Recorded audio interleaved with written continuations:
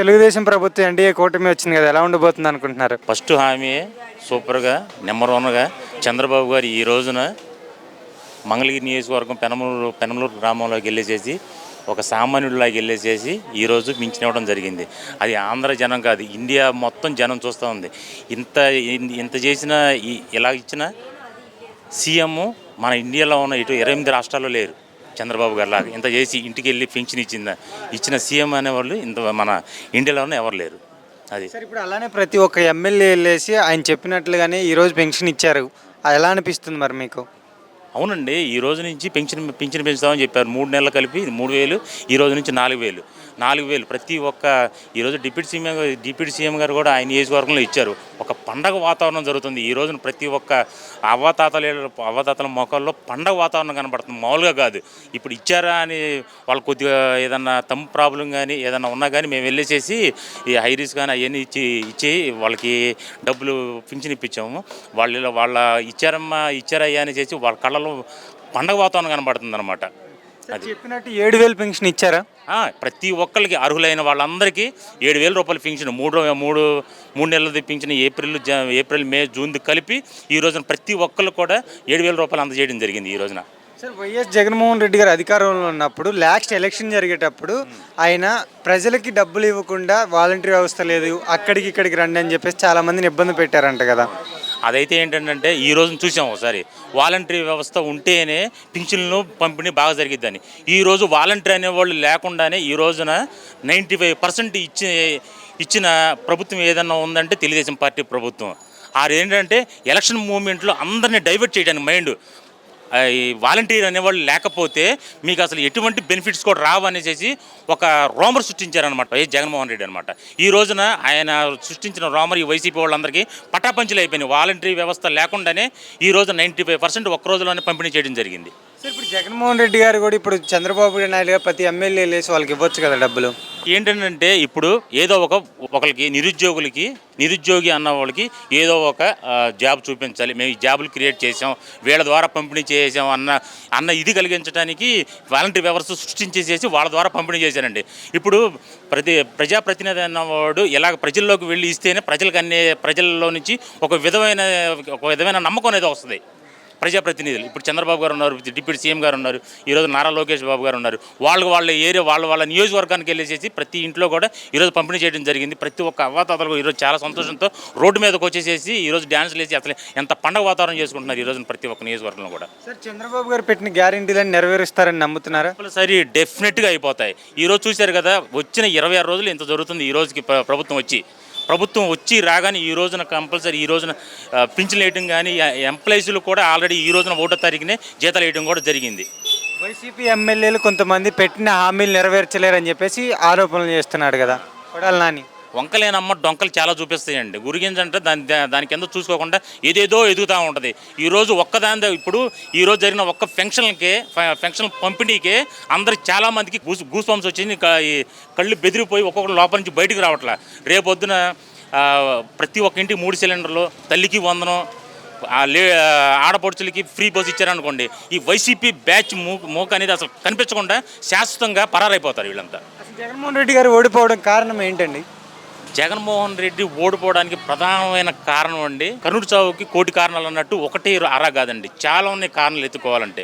ఇప్పుడు పింఛన్ ఉందండి, పింఛన్కి కొంతమంది పింఛన్లు తీసేయడానికి కారణం ఏంటి? కరెంట్ బిల్లు ఎక్కువ వస్తుందనో.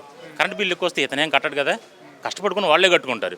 ఏదో 4 చక్రాల బండి ఉందని, 4 చక్రాల బండి అంటే కార్లు కాదండి, ఈ టాటా ఏసీ అన్నీ కిరాయిలు తిప్పుకునే వాళ్ళు. అది కూడా ఉండడం కూడా పాపమే. ఈ ప్రభుత్వంలో 100 గజాల స్థలం ఉన్నా కానీ అది కూడా పాపమే. మా డివిజన్లో ఇక్కడ 100% హ్యాండిక్యాప్డ్ అమ్మాయికి అసలు వచ్చేది 2019 నుంచి 19 దాకా, ఇంకో 2020 దాకా కూడా ఇచ్చారు. ఆ అమ్మాయి పేరు మీద ఒక హౌస్ ఉందనేసి 48 గజాల ఇల్లు ఉందనేసి ఆ అమ్మాయికి పెన్షన్ కట్ చేశారు. 100% హ్యాండిక్యాప్డ్. ఈ రోజున మా తెలుగుదేశం ప్రభుత్వం వచ్చిన కాడి నుంచి దాన్ని మళ్ళీ రన్నింగ్ చేస్తాం. ఆ చిన్న కారణాలు పట్టుకొని వాళ్ళు పెన్షన్లు తీసేయడం అలా చేసేసారు. అలాగా చాలామంది మైనస్ అయిపోయింది వాళ్ళ ప్రభుత్వం. జగన్మోహన్ రెడ్డి గారి గురించి చెప్పాలంటే ఏం చెప్తారు? మన ఆంధ్రప్రదేశ్లో వరస్ట్ సీఎంలో అతను నెంబర్ 1 స్థానంలో ఉంటాడు నాకు తెలిసి. అతనికి అడ్మినిస్ట్రేటివ్ అసలు కుదరదండి. అసలు అతనికే వివరం తెలియదు అసలు ఎలా నడపాలి ఏంటి అనేసి. ఇంక వాళ్ళ ఎమ్మెల్యేలు కానీ మంత్రులు కానీ ఎంపీలు కానీ ఏముంటుంది చూస్తూనే ఉన్నారు కదా, ఇంటికి బీగుతాం ఈ బొచ్చులు బీగుతాం ఏం చేస్తాం, అసలు ఏంటి వాళ్ళ భాష ఏంటి వాళ్ళేంటి, వాళ్ళు తీసుకున్న గొంతులు వాళ్ళే పడ్డారు. ముందు మెయిన్ అతనే అన్నాడు పీకుతాను ఇది చేస్తాను అనేసి. ఇంక అంతకన్నా మనం ఇంకేం చెప్పాలి. జనాలు కూడా చూసేసేసి సైలెంట్ ఓటు ద్వారా తెలుగుదేశం పార్టీకి ఘన విజయం సాధించి పెట్టారు. వైనాట్ 175 అన్నాడు కదా. వైనాట్ 175 వైనాట్ కుప్పం వైనాట్ అన్నాడు కదా. ఒకప్పుడు ట్రైల్స్లో పడేవాడు, కాకపోతే ఆ పులివెందులో నుంచి బయటపడ్డాడు. చూశారుగా వాళ్ళు 150 ఒకటి వచ్చింది కదా లాస్ట్ టైము.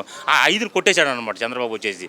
ఒక్క తన్నుదన్నగానే 5 వెళ్ళిపోయి 111 వచ్చేసింది అనమాట.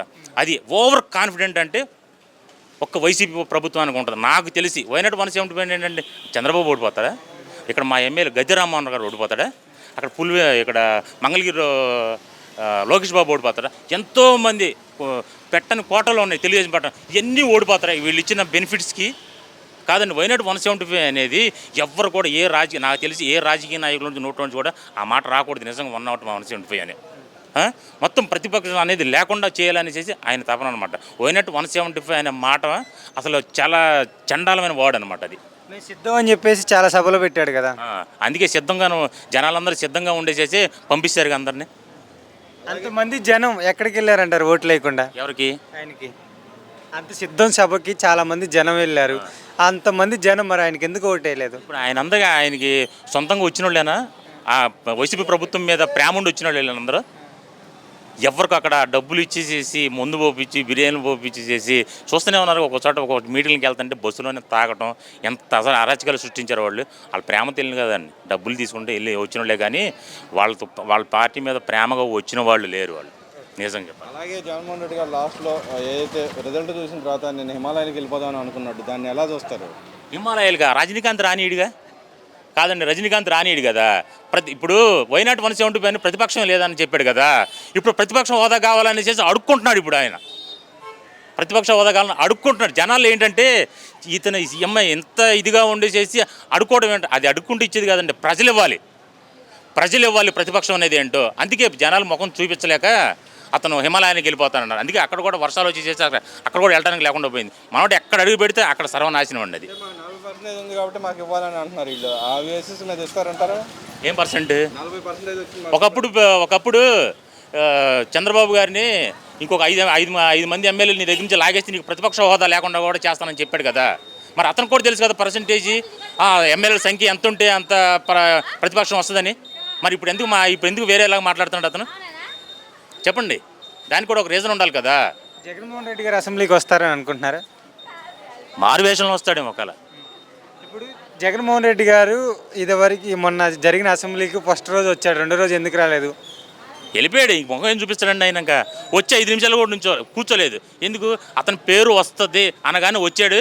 అక్కడ ప్రమాణ స్వీకారం చేయడానికి కూడా అతని పేరు అతను పూర్తిగా చెప్పుకోలేకపోయాడు. అతను చూసేమన్నాగా చేసేసాడు, వెంటనే వెళ్ళిపోయాడు, పులివెందులో పారిపోయాడు. జగన్మోహన్ రెడ్డి గారు అధికారంలో ఉన్నప్పుడు చంద్రబాబు గారిని చాలా మాట్లాడినారు కదా అసెంబ్లీలో, భయపడి రాలేదా? భయపడి రావడం అవును వాస్తవమే అది. కానీ వాళ్ళంత చండాలంగా వాళ్ళంత అది చంద్రబాబు గారు చేయరండి. వాళ్ళు అవమానించారు కదా, నేను కూడా అవమానించే పద్ధతి విజన్ కాదు చంద్రబాబు గారిది.